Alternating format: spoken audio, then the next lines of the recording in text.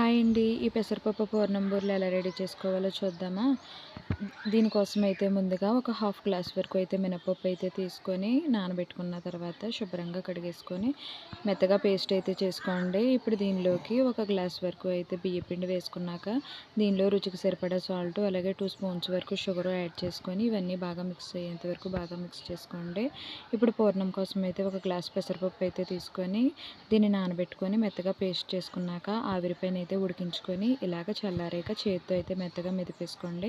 ఇప్పుడు దానిలోకి పావు కప్పు వరకు కొబ్బరి తురుము అలాగే హాఫ్ కప్ వరకు బెల్లం అయితే వేసుకొని ఇలా పూర్ణాలు ప్రిపేర్ చేసుకున్నాక మనం ముందుగా ప్రిపేర్ చేసుకున్న పిండిలో అయితే ఈ పూర్ణాలు అయితే వేసుకొని రౌండ్గా అయితే తీసుకొని బూరెలు అయితే వేసేసుకోండి.